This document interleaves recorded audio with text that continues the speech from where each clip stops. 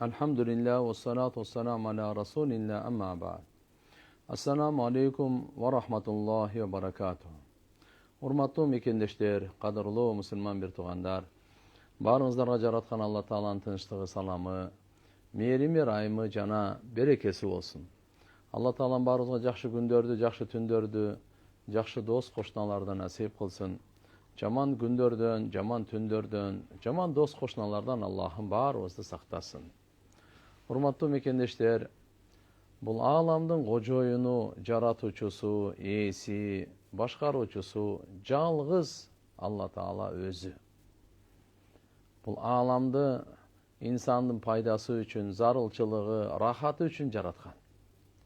Халакту дуня ли ажликум ва халактукум ли ажли. Дүнүйөнү мен силер үчүн жараттым дейт. Асманды, жерди, ай, күн, жылдыздарды бардыгын силер үчүн жараттым. Ал эми силерди өзүм үчүн жараттым. Бунун мааниси кандай? Өзүм үчүн дегени өзүмө ибадат кылуу үчүн. Алла Тааланы андыктан ааламдын кожоюнун, биздин жаратуучубузду, робубузду жакшылап тааныйлы. Алла Таалам ушу ааламда инсанды жаратып баштагандан бери тартып, адам атабыздан тартып, адам балдары ошо шайтанга азгырылбасын деп, дүнүйөдө дагы ахиретте бактылуу болсун деп, кыйроого, бактысыздыкка учурабасын деп жараткан Алла Таала өзүнүн тарабынан жолдомолорду берип келген. Ал жолдомолор китеп түрүндө дагы, баракча түрүндө дагы, ошолорду түшүндүрүш үчүн пайгамбарлар келген. Акыркы китеп Кур'ани Карим. Акыркы пайгамбар түшүндүрүүчү Мухаммад алейхиссалам. Кур'ан Алланын сөзү, ыйык, улуу, нурлуу, берекелүү китеби. Адам баласына туура жолду көрсөтө турган. Адам баласын дүнүйө ахиретте бактылуулукка жеткире турган. Ушундай касиеттүү, берекелүү китепти чечмелөө үчүн пайгамбарыбызды Алла Таалам жиберип, وَأَنْزَلْنَا إِلَيْكَ الذِّكْرَ لِتُبَيِّنَ لِلنَّاسِ مَا نُزِّلَ إِلَيْهِمْ. Biz сага Кур'анды түшүрдүк дейт Алла Таала. Эстете турган китеп болчу. Адам эмнеден жаралганын, качан жаралганын, кантип жаралганын, эмне үчүн жаралганын, бул адам баласын эмне күтүп турат ахиретте, ушунун бардыгын эстете турган китеп Кур'ан Алла Таала. Түшүрдүк дейт Кур'анды сага, сен адамдарга түшүрүлгөн нерселерин, Алланын тарабынан түшүрүлгөн нерселерин ачык, айкын баяндап берүүң үчүн дейт.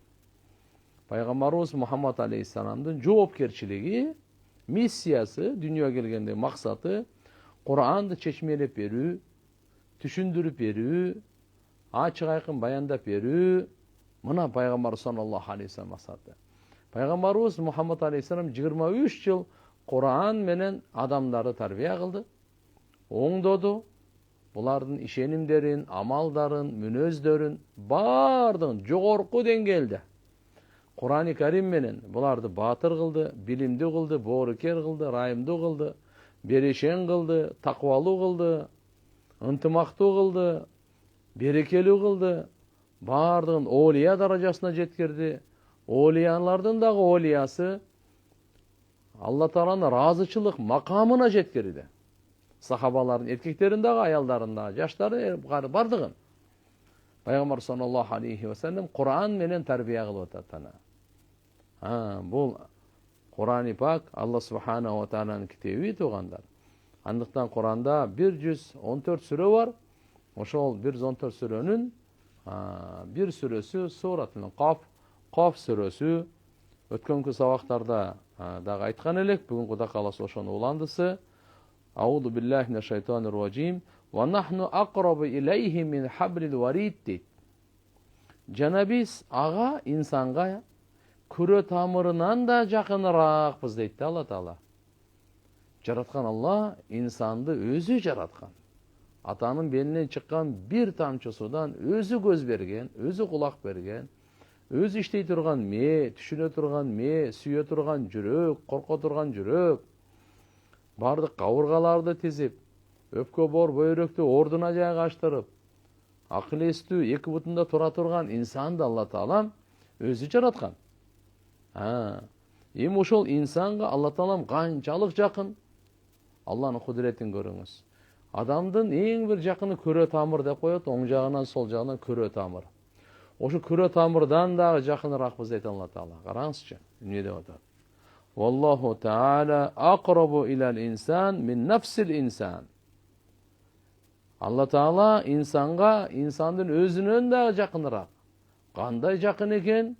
Бул Алла Тааланын чексиз кудурети. Qurban mutlaqan la ka qurbul makhluq min akhihil makhluq. Бул Алла Тааланын жакындыгы тугандар биздин акылыбызга сыйбайт бул. Алла илими, кудурети менен ушунчалык жакын. Bir жаралганга жакын болгондой эмес. Мисалы, мага китеп жакын. Китеп мага жакын. Мисалы, же болсо мага бул кружка жакын. Кружка мага жакын. Же болсо мына кийими мага жакын. Мен кийимге жакынмын. Мынандай салыштырмалуу эмес да. Алла Тааланын жакындыгы кудурети менен, Алланын жакындыгы илими менен. Жаралгандын жаралганга жакындыгына окшобойт. Анткени Алла Субханаху ва Таала жаралгандын сыпаттарынан аруу таза зат. Лейса камислихи шей, жараткан Алла жаралганга окшош эмес. Жаралган жаратуучуга окшош эмес. Алла Таала затында дагы, сыпаттарында дагы, кылган иштеринде дагы таптакыр жаралганга окшош эмес. فإن الله تعالى ليس كمثله شيء لا في ذاته ولا في صفاته ولا في جميع شؤوناته بل هو كما هو والله أكبر كبيرا. Allah ulu. Жаралганга окшош эмес, улуулугунда чек жок. Улуулугуна карай турган болсок, аягы жок. Бардык жаралган ушунчалык кичинекей, кичинелик жагына карасаңыз, кичинелигинде чеги жок. Allahu akbar, Allah ulu. Allah ulu zat Allah Taala. Ve kebbirhu tekbira. Yani tekbiran mutlaqan. Allah Taala ulukta. Allah Taala bardığından ulu zat. Ya'lemu ma bayna eydihim ve ma khalfahum ve la yuhituna bihi ilma. Жараткан Allah Taala алардын алдындагы, артындагы, келечегиндагы, өткөн чагындагы бардыгын билет. Ал эми бардык жараткан Алла Тааланы курчап албайт. Ла юхитуна бихи илма. Билими менен даже курчай албайт болчу. Ал эми Алла Субханаху ва Таала бардык жаралганын билими менен курчап алат. Zayd ibn Arqam radıyallahu anhudan rivayet var. Peygamber sallallahu aleyhi ve sellem her bir namazdan giyin, kebir rivayetlerde her bir farz namazdan giyin dep kelet. Yaqulu dubura kulli salatin, bul Ahmad, Abu Davud, Nasai'de, Müslim Şerif'te olsa yaqulu dubura kulli salatin maktubatin. Farz namazdan giyin, her bir farz namazdan giyin aytatlar deydi şu duanıçı. Alemi Abu Davud da Nasai İmam Ahmad'dan keltirген hadisinde her bir namazdan keyin deydi. Qanday dua eken? Allahumma Rabbana ve Rabba kulli şey. Ana şehidun enneke Rabb vahdak la şerike lek. Allahumma Rabbana ve Rabba kulli şey. Ana şehidun enne Muhammeden abduk ve rasuluk. Allahumma Rabbana ve Rabba kulli şey. Ana şehidun ennel ibad kullahum ihva. Allahumma Rabbana ve Rabba kulli şey. İc'alni mukhlisan leke ve ahli fi kulli saati mined dunya vel ahire. Ya zel celal vel ikram. İsma ve estecib. Allahul akbar. Allahul akbar. Allah nuru semavati vel ard. Allahul akbar. Hasbi Allah ve ni'mel vekil. Allahul akbar. Allahul akbar. Degen uşu duanı tuğanlar Peygamber sallallahu aleyhi ve sellem her bir namazdan keyin, je bolbosa her bir farz namazdan keyin şu iki rivayet gelip atat. Şu duanı atkaratın deydi. Peygamber şunu okuytun deydi. Bunun manisi ya Allah sen bizden Rob'usun, jana her bir dersen Rob'u sensin. Rob dep neni aytat tuğanlar? Daima Allah bizden Rob'ubuz, o Rob'ubuz dep kayrılabız, dua kılabız. Rob degen söz mınday. Jokton bar kılıp, etap menen kajetlerin bütürgön, tadric, deyte bütürgön, Zаттын аты Роб деп коет. Адам баласы жок эле бир тамчыдан бону бар кылып, акырын ошо бир тамчы сууйдан 40 күн турганбыз эненин ичинде. Андан кийин 40 күн канга айланып, андан кийин этке айланып, анан ошо этти тери менен каптап, сөөктөрүн орундатып, эненин ичинен чыгып, баса албайт элек барып жөрмөлөп басып, тиштерибиз жок эле тиштер чыгып, анан барып чачыбыз чыгып, акыл эсибиз, колубуз, баарды күчтөрүбүз барып балалык, наристелик, жаштык, ушул кездер баардыгы өтүп, андан кийин мынау балагатка толгондон кийин подростковый возраст, кийин анан жигиттик, андан кийин ушинтип атып анан эркектик, анан барып аксакалдык. Мына ушул этаптардан өткөрүп атат го. Ушунун баардыгын аты Роб деп коет да. Биз тамак жейбиз. Алла Таала жаратуучу, ырыскы берүүчү, алкымдан өттү, ашказанга түштү. Ошол 1,5 килограмм тамакты канчосу көзгө жетиш керек, канчосу кулакка барыш керек, канчосу өпкөгө, канчасы боорго, канчасы бөйрөккө, канчасы сөөгкө, канчасы мээге, канчасы жараксыз болуп чыгып кетиш керек. Бул баардык бөлүштүрүү иши процедурасын ушу аткарылып атканда Роб деп айтат. Бул сиз биздин колубуздан келбейт. Биз жөн эле манты жегенде эле билебиз. Лагман жегенде эле билебиз, гүлчатай жегенде эле билебиз. Болду, аркасынан суу ичип, дагы бир не билбейм. Ар жагынан ошонун канчосу биздин канда кайсыда витамин бар, кайсы жараксыз, кайсы жарактуу, кайсы пайдалуу, кайсы пайдасыз, канча канга кетиш керек. Канчасы дагы зарага кетет, канчасы занга кетет. Эмнелердин бардыгын бул распределениясы ушунун аты Роб деп коет тургандар. Алла Таала биздин да робубуз, бүткүл ааламдын робу. Алхамдулиллахи Роббил аламин. Курандагы эң биринчи аят. Мына. Бүткүл ааламдын робусу Аллага мактоо болсун деп баштап атат Куранда. Мына жерде пайгамбарыбыз ар бир намаздан кийин, "Я Алла, сен биздин робубузсың, ва робба кулли шей", ар бир нерсенин робу Алла Таала. Асмандын дагы, жердин дагы, ар бир жандыктын, ар бир жаныбардын бардыгын робу Алла субханаху ва таала. Ана шахидун дейт, мен күбөмүн дейт. Эмнеге? Аннака роб вахдак. Сен жалгыз робсун, ла шарикалак, сен эч кандай шеригиң жок, ушуга мен күбөмүн дейт. Бир. Экинчиси, биздин робубуз жана ар бир нерсенин робу. Мен күбөмүн дейт. Пайгамбарыбыз айтат, Мухаммад сенин кулуң жана элчиң. Пайгамбарыбыз Мухаммад алейхиссалам өзү пайгамбар экенине өзү иман келтирген. Өзү дагы. Биз иман келтирип атабызго, пайгамбарыбызга дагы өзүнө өзү иман келтириш керек да. Өзүнө иман. Пайгамбарыбыз бuyerda айтат, мен күбөмүн дейт, Мухаммад сенин кулуң жана элчиң дейт. Үчүнчүсү, биздин робубуз жана ар бир нерсенин робу. Мен күбөмүн, пенделердин бардыгы бир тууган дейт. Караңызчы. Аннал ибад куллахум ихва. Пенделердин бардыгы бир тууган. Бир ата, бир энеден. Биз аз каяка бөлүнүп жарылып, каяка кетип атабыз. Болбосо Куранда Алла Таала, "Я айюхан нас, инна халакнакум мин закарин ва унта ва жаалнакум шууба ва кабаил литаарафу." Эй инсандар, биз силердин баарыңарды бир ата, бир энеден жаратканбыз. Кийин анан ар кандай улут, уруу, эл кылып бөлүп берип койдук. Бири-бириңерди таанып, жакшылыкка чакырыңар үчүн дейт. Урматтуу телегөрүүчүлөр, азыр рекламанын убакыты болуп калыптыр. Андан кийин Кудай кааласа улантабыз.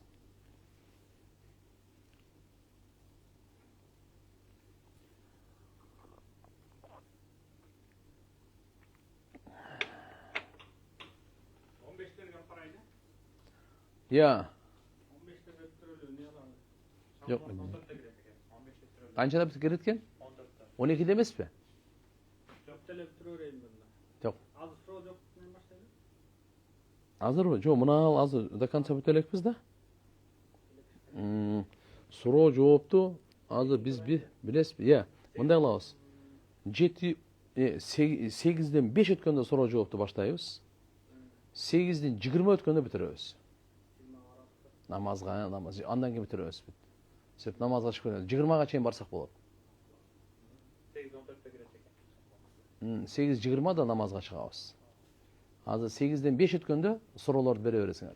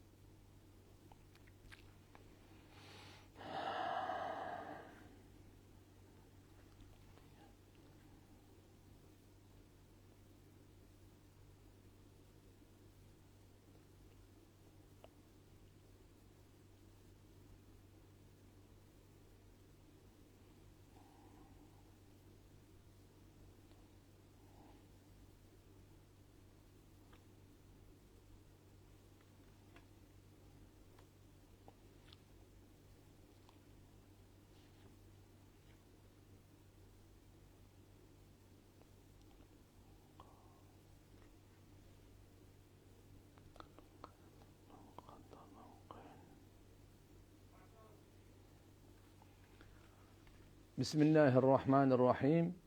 Elhamdülillah ve salatu vesselamu ala Rasulillah amma ba'd. Hurmatly telegörүүчүлөр, азыр рекламадан мурда мына хадистини аягына чыгып коелу. Пайгамбарыбыз Мухаммад Мустафа саллаллаху алейхи ва саллям кээде өзү тили менен буйрук берип, өкүмдөрдү берет эле, түшүндүрүп берет эле, кээде дуа аркылуу дагы таалим берет эле. Алла Тааладан эмнени сураш керек, дуа аркылуу бизден үйрөтүп коет эле. Жана дуа пайгамбарыбызга жөн эле пата эмес эле, жашоонун жолдомосу эле. Жашоонун жолдомосу. Мына ушул жерде биз эмне нерселерге күбө беришибиз керек, кайсы нерселерди Алла Тааладан сурашыбыз керек. Айтып аттык эле, пайгамбарыбыз Мухаммад алейхиссалам ар бир намаздан кийин ушул дуаны кылат эле. О биздин робубуз, жана ар бир нерсенин робу. Мен күбөмүн, сен жалгыз робсуң, шериги жок. О биздин жана ар бир нерсенин робу. Мен күбөмүн дейт. Мухаммад Алланын элчиси жана кулу саллаллаху алейхи ва саллям. О биздин жана ар бир нерсенин робу. Мен күбөмүн. Пенделердин бардыгы бир тууган дейт. Мына. Туугандар келиңиздер, бир тууганга пайгамбарыбыз ушундай деп айтып атат.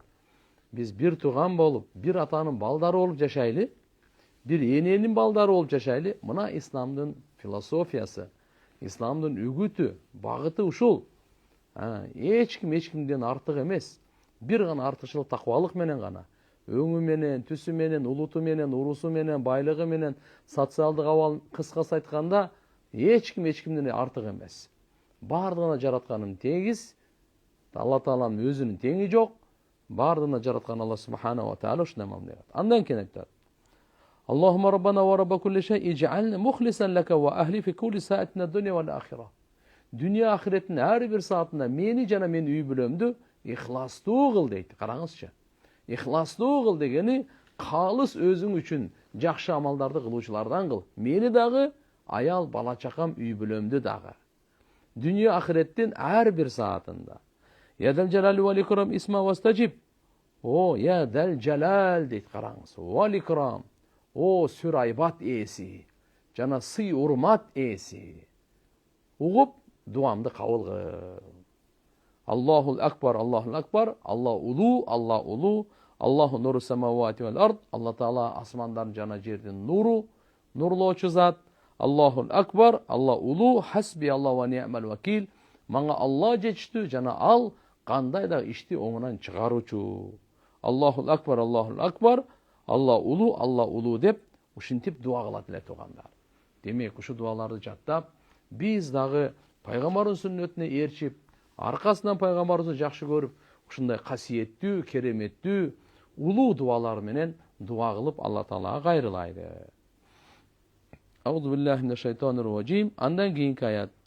Ид яталаккал муталаккияни анил ямини ва анил шимали qaid. Эстегин ал убакты. Качан эки жазуучу периште жазып алып турганда, оң тараптан жана сол тараптан отуруп дейт. Демек, эки жазуучу периште эмнелер десе, адам баласынын амалдарын жаза турган эки периште бар. Оң жактан жана сол жактан. Дайыма ар бир адамга Алла Таалам эки периштени дайындаган, жакшы сөздөрүн, жакшы ниеттерин, жакшы амалдарын, жакшы иштерин бардыгын сен жазасың деп оң жака буйрук берген. Оң жактагы периште. Эми күнөөлөрдү, жаман сөздөрдү, жаман иштерди, жаман ниеттерди, жаман каалоолорду сол жагы сен жазасың деп мына буга дайындаган. Ушуну Кур'анда Алла субханаху ва таала айтып атат да. Яталаккал муталаккияни анил ямин, оң жагынан, ва аниш шимал, сол жагынан qaid, отурат. Качан эки жазуучу периште жазып алып турганда, ушулардыгына. Алар эмнелер, амалдарды, сөздөрдү, жүрөктөрдүн амалдарынан бери жазат мынакей. Ушуну айтканынын максаты Алла Таала илими менен пенделерди камтып аларын бекемдеп айтып атат да. Демек силердин ар бир сөзүңөрдү мен билем деген сөз. Ар бир сүйлөй турган сөзүңөрдү, сүйлөп койгон сөзүңөрдү бардыгын мен билем. Периштелер ушулар жазып турат дейт да. Ма ялфизу мин каулин илля ладайхи ракибун атид дейт. İnsan tilinen kандай gana söz çıkarıbasın, ошол жерде көзөмөлдө турган, жазганга даяр турган периште дейт. Ар бир сөздү тилден чыгар замат жазып кетет экен да.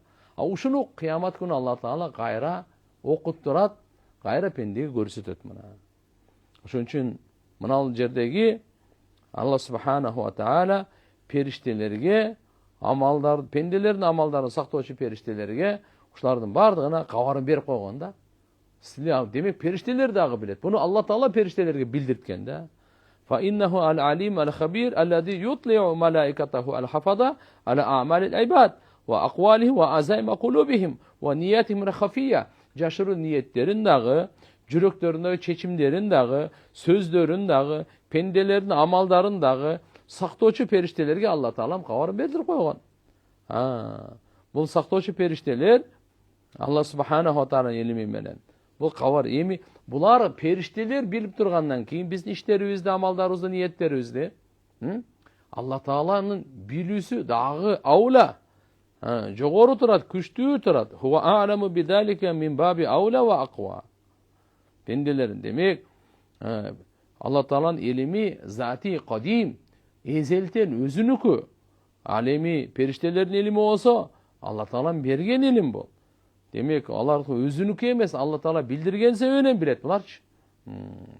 Ошон үчүн Кур'анда айтат: "Ам яхсабуна анна ла насмау сиррахум ва najwahum бала ва русулуна ладейхим яктубун" дейт.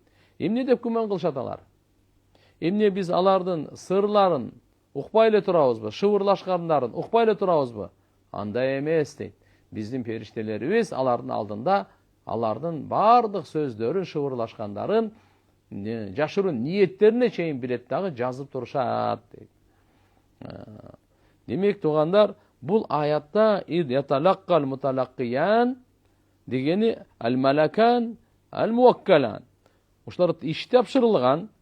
Ар бир инсан менен ошого булардын жумушу, буларга иш тапшырылган да. Алла Таала тапшырган, иш тапшырган буларга. Булар болсо адам баласынын амалын жазат. Кирамин катибин я'ламуна ма таф'алун. Булар сыйлуу периштелер, жаза турган, жазуучу сыйлуу периштелер. Я'ламуна ма таф'алун. Эмнени кылып атасыңар, бардыгын билет булар дейт. Карачы, түндөсүбү, күндүзүбү, үйдөбү, мечиттеби, таладабы, эч ким жоктобу, видеокамера барбы, жокпу туган периштелер биздин жаныбызда, булар бардыгын билип турат. Бардыгын жазып турат тугандар. Бул жерде яталакка деген сөз талаккун бил хифс вал китаба, эске тутат, биринчи сактай турганы жана жаза турганы да буларчы. Эмне үчүн ушул аятта, бул аяттын максаты эмне десеңизчи, бул аяттын максаты эсиңерде болгула, этиятта болгула, периштелер жазып атат, көрүп турат силердин ишиңерди. Билип койгула, бул периштелер силерден бардыгын жазып алып турат. Жана силерге каршы дагы жазат, эгерде туура эмес күнөө иш болсо, кыямат күнү китебиңерди сунуштап берет дейт. Мына кетип. Демек бул эки периште инсанды карап турат, инсанга кулак салып турат, көзөмөлдөп турат, эмнени айтып атат, жана дайым болуп турат, мустаид, мутахайи, букулла тахайи, ушу толугу менен таяр буларчы. Инсандын ар бир тилинен чыгарган сөздү жазыш үчүн. Аманат менен ашыкча да жазбайт, кемитпейт дагы. Сиз канча 10 сөз сүйлөдүңүзбү, 11 кылып жүрбөйт. Сиз 10 сөз сүйлөдүңүзбү, ошону 9 кылып койбойт. 10го 10 эмнени сүйлөсөңүз гана жазат. Көбөйтүп азайтуудан алар аманатка кыянат кылбайт. Калла бал тукаддибуна биддин ва инна алейкум лахафизин кираман катибин я'ламуна ма таф'алун. Алла Таала Кур'анда айтып койгон. Алар болсо ошол кыямат күндү жалганга чыгарышат. Бал тукаддибуна биддин. Силер кыямат күндү кафирларга Алла Таала айтат. Жалганга чыгарасыңар. Албетте силердин үстүңөрдө сактоочулар бар. Алар кирамин катибин. Булар жөнөкөй эле эмес булар. Кирамин катибин, булар сыйлуу жазуучулар.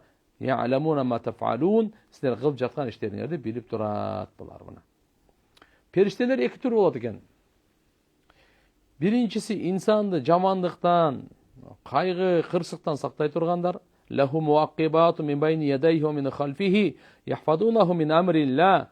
Периштеге алдына аркасынан атайы кезек менен келген периштелер, алар аны Аллахтын буйругу менен сакташат дейт. Ва хувал кахиру фаука ибади. Аллах пенделердин үстүнөн өзү каардуу зат. Ва юрсилу алейкум хафадатан, жана силерге сактай турган периштелерди жөнөтөт Алла Таала. Хатта ида жаа ахадакумул маут, те качан бирөөңөргө өлүм келгенде, таваффат русулуна, биздин периштелер анын жанын алышат дагы, ва хум ла юфарритун, алар аша чабышпайт. Демек, периштелер сактоочу периштелер бар, амалды жазуучу периштелер бар. Сактоочу Аллахтын буйругу менен жамандыктан сактап турат. Бул өзүнчө бир периштенин тобу бар. Эми жаза турган болсо, адамдын амалын, кылган иштерин, азыр айтып кеткендей, сөздөрүн бардыгын жазып тура турган периштелер бар булар. Экинчиси мынаки алладин яхфадуна алал инсан аквалаху ва амалаху ва ахвалаху. Демек инсандын сөздөрүн, амалдарын, абалдарын бардыгын жазып турат деген сөз бар. Буну данышмандыктар өтө көп. Кудайым буйурса, кийинки иншалла сабакта данышмандыктарын айтып беребиз. Азыр көңүңүздөрдү мына суроолорго бурайлы.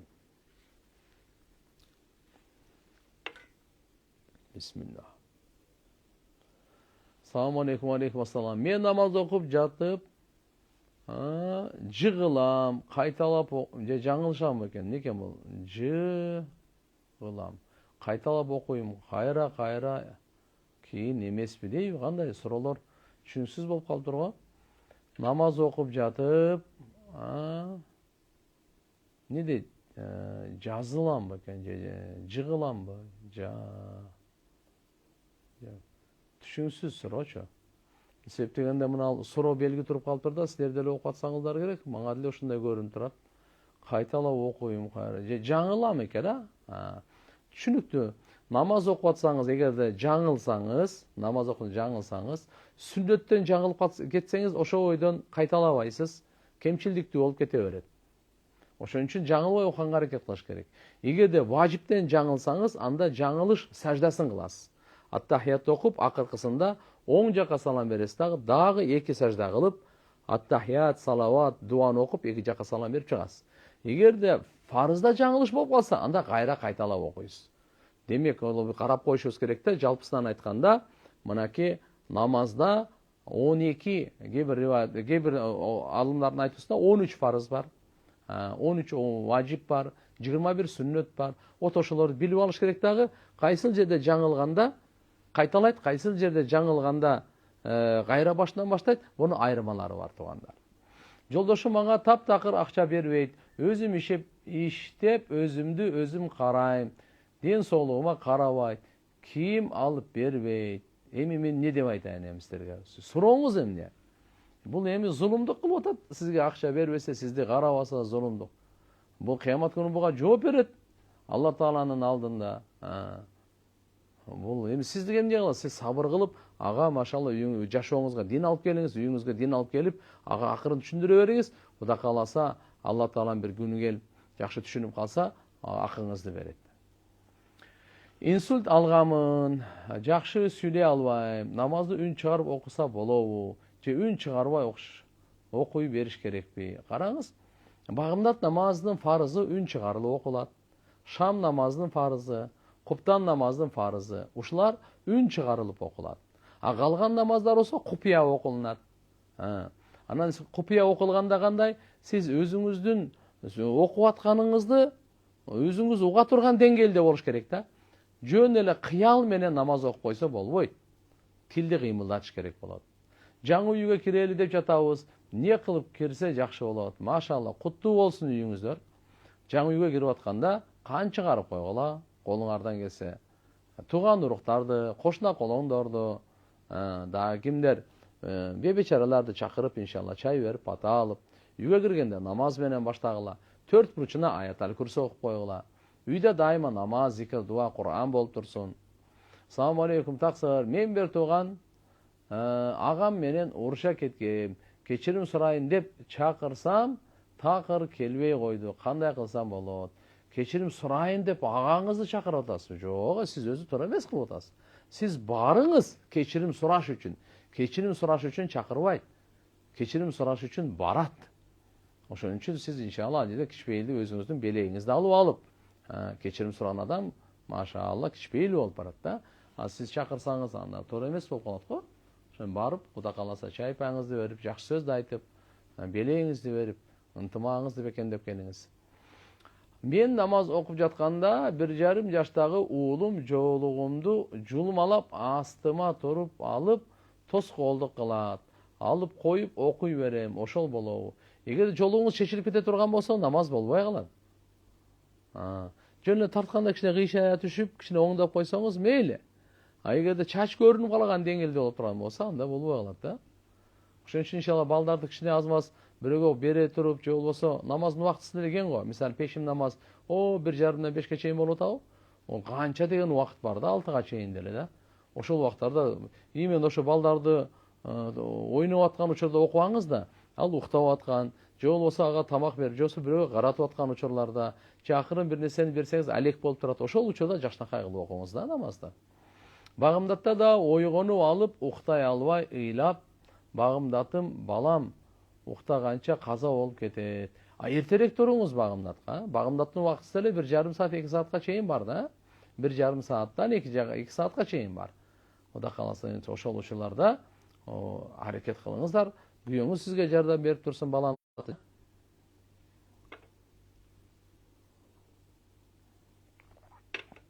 Assalamu alaikum. Менин белимен ылды иштебейт. Намаз окуган ниетим чоң. Бирок отура алам, өз алдынча суром, жел чыгып кетет, кээде анан заара чыгып кетет. Ушул мен айткан эки нерсени бири болуп кетсе, мен кайрадан даарат алышым керекпи? Биринчиден Алла Таалам сизге шифа берсин. Экинчиден азыркындай абалда сиз отуруп окуйсуз. Отуруп. Эгерде заара же жел чыгып кетсе, кайра даарат алыш керек болот. Эми белиңизден алдын иштебейт, сиз даарат ала албайсыз тияка бияка барганга. Жаныңызда эгерде ошол үзүр болуп кала турган болсо, мынаны караңыз. Сизди башка бирөө даарат алдырганга киши болсо, алдырыш керек. Эгерде киши жок болсо, анда таяммум деген бар да. Ал кандай таяммум дегени? Мына ушу ташты, бир таш, жаңы таш же кирпичпи алып, эки колуңузга мындай кылып, бетиңизди сылап, ниет кыласыз тазалыкты, дагы мындай кыласыз дагы, колуңузга мына акырын эки жагына тең мындай кылып сүрүп коесуз. Ушул таяммум менен намаз окуйсуз. Эгерде бирөөлөр болсо, даарат алдыртасыз. Эми карап туруңуз, сиздин жел менен заара тез эле ар бир 10 мүнөт сайын чыгып тура турган болсо, анда үзүрлүүгө кирип каласыз дагы. Пешим намаздын убактысы киргенде бир даарат аласыз, асырга чейин, баардык канча Куран окусаңыз дагы, каза окусаңыз дагы, намаз окусаңыз, ибадат кыла бересиз, ага өтө берет, ошочу. Асырдын убактысы киргенде кайра жаңыдан даарат аласыз да. Эгерде үзүрлүү болсоңуз, эгерде кээде эле жел чыгып кетет, заара чыгып кетет болсо, анда кайрадан даарат алыш керек болот. Мен келин болуп келгенден бери кайненем баары бир жашатпайм деп илимий амалды мага көп кылат. Жакында боюмдагы балам жок болду. Кайнем жакшы болду. Балаң жок болуп деди. Ажырашып кетейин дейм. Бирок күйөөмдү жакшы көрөм. Эмне кылсам болот? Астагфирулла, эми балалуу болуп жок болгон эми туура эмес, өтө жаман сөз го бул эми. Кандай дейм? Бирөөгө бала зар, бирөөгө бала коор деген ушу экен да. Канча адамдар бар, балалуу боло албай жүрүшөт. Эко, эмне деген акчаларды сарптап, Алла Таалам берген перзентти алганда андай сөз айткан жакшы эмес. Эми сиздин сөзүңүз туура болгон болсо, кандай болгон чакта дагы кайнеңизге жакшы мамиле кыла бериңиз. Күйөөңүз менен иншалла ажырашпай, жакшы көргөн болсоңуз, тем болду жакшы сөз айтып, акырын сабырдуулук менен, жакшы кулк мүнөз менен, берешендүүлүк менен, ыйлап Алладан дуа кылуу менен иншалла жеңесиз деп ойлойм. Буюрса. Устаз, истигфарга тилим көнүп калган, айта берем, бирок кээде оюм башка жактарга кетип калат. Бирок тил айта берет, кабыл болот. Бир ошо дене мүчөлөрдөн тил дагы зикир менен алек болгонуна шүгүр. Ошо башка ойдо болуп калса дагы. Бирок аракет кылыш керек, ошол адамдын жүрөгү менен тили бир чыксын да. Истигфарды ошо маанисин эске алып туруп кылсаңыз, Bunun пайдасы чоң. Нуру көп да bunun. Соогу да көп. Атам арак ичет, кандай кылып токтотсок болот? Дем салдырыңыздар. Жакшы адамдар менен кошуп дааватка чыгарыңыздар. Балдары айтып мына жазып аткан болсо, балдары өздөрү кошуп алып барып келсин. Жакшы бекем кыйын дааватчылар менен 3 күнгө тияка чыгып, чөйрөсүнөн үзүп, бир аз убакыт болуп калса дагы кайра чыгарып, мээнет кылып, дем салып, жакшы сөз айтып, кийим алып берип, аны ичкен өзүнүн эмеси бар го, тегерек куругу бар го. Ошолорго кошпош керек да. Алчып кетиш керек. Башка жака мечитке алып барып каттатыңыздар, сабак алып келиңиздер. Шарият боюнча мусулман эркектин аялы иштегени туура эмес деп ойлойм. Балдарым жаш, андан көрө балдарды тарбия кыл деп айтсам, ошентип иштейм. Деп жаңжал кылат. Не кылайын? Үйгө иш алып берип коюң, не кылат элеңиз? Азыр бизде Кыргызстанда мынакей жеңил өнөр жай швейи аябай өнүгүп атат. Туурабы? Ошол жерде заказдарды үйгө алгыла дагы, үйдө эле тиге бергиле. Сиз алып барыңыз, ал дагы акча табат мына. Тамактарды жасап чыгып атышат, ар кандай тортторду жасап чыгып, мынакей машалла өнүгүп атышат. Ошондой өзүнө тиешелүү аял киши кыла турган иштерди таап бериң. Жашым 35 жашта акча табуу, үй жай салуу максатында Дубайга барып келгенге мүмкүнчүлүк болуп жатат. Же амалдардан калбай бул жакта болгонум туурабы? Кыжалат болуп жүрөм. Жо барып келиңиз. Адал ырыскы издеп Дубайга барып келиңиз. Иншалла Кудай кааласа акча таап, үй салып, бирөөгө көз каранды болбой, өзүңүз үйлүү болгонуңуз бул чоң нерсе. Ал жерде дагы Кудайга шүкүр мусулмандар көп, мечиттер бар. Амал кылып келесиз да. Кайненем аялымды үйүнө чакыра берип жатты. Талак берип апасына тапшырып салайын деп жатам. Туура эле кыламбы? Жок, туура эмес. Бирок кайненеңизге акырын сураныч кылыңыз, аялыңызга жакшы түшүндүрүңүз. Анан кийин талак деген вообще ойлобоңуз. Оңолуп кетет, оңдогонго сиз аракет кылыңыз. Өзүңүз жакшы мындай, кандай десем, олуттуу, көтөрүмдүү болуп, жылуу сөз, жумшак сөз менен түшүндүрүңүз да. Ошону уланта бериңиз. Дуа да кыла бериңиз, азыркындай мээнетти уланта бериңиз. Assalamu alaikum wa rahmatullahi wa barakatuh. Wa alaikum assalam wa rahmatullahi wa barakatuh. Оштогу Салахиддин Эшан атындагы Ислам институтунда балам окуйт. Бирок ал жерде окутпай чыгарып алгыла, башка акыйдада имиш деп жатышат. Эмне кылсам? Рахмат. Ош Салахиддин Эшан атындагы Ислам институту мен билбейт экен муну. Салахиддин кайсы немесинде экен? Салахиддин Эшан атындагы деп.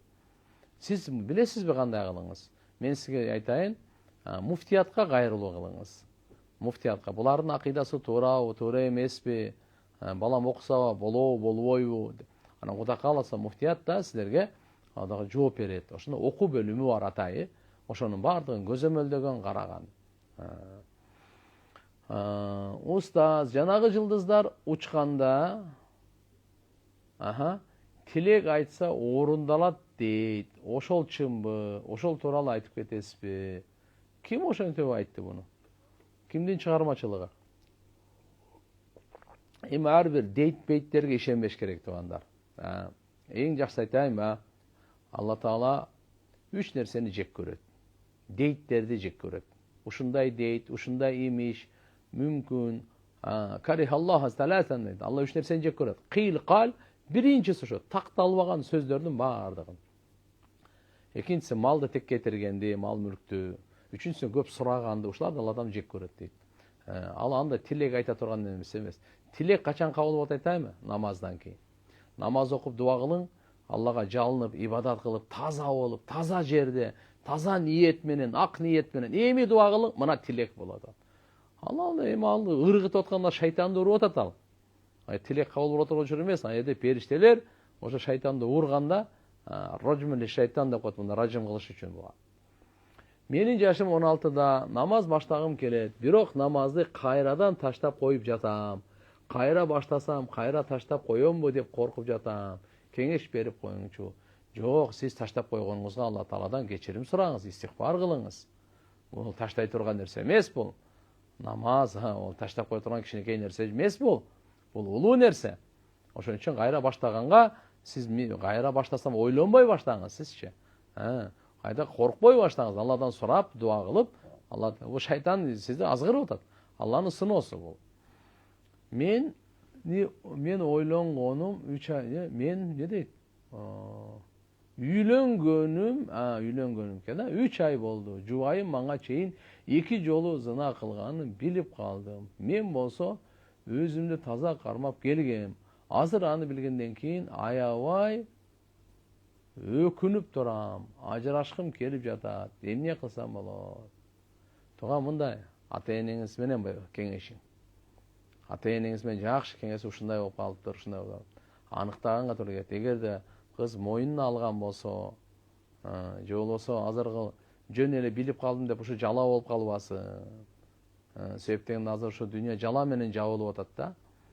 Эгерде анық боло турган болсо, анда менин оюм анда ажырашып кеткен эле жакшы болуп калат. Эгерде анық, эгерде моюнуна алып ушундай болуп турган болсочу. Менин бул жеке мен сизге оюм. Атак ата-энеңиз менен кеңешип иш кылыңыз. Себептен өмүр бою ошону эстей берип, кайра кыйналып, кыжалат боло бересизби деп ойлойм да бул. Саламатсызбы? Мен намазга эч тура албай жатам, багымдатка кантип жеңил турса болот? Оңой эле ал. Куптанды окугандан кийин тез жатыңыз. Болду.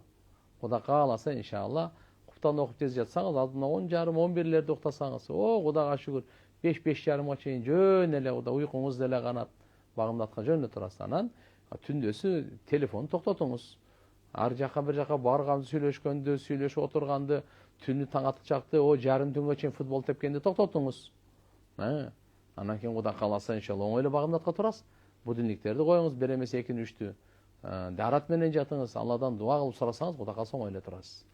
Кайынсиңдим күйөөмдү кызганып уруштура берет. Жана өлө кызганат. Кандай мамиле кылганды билбей жатам.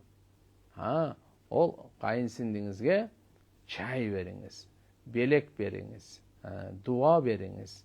Алла Тааладан дуа кылыңыз.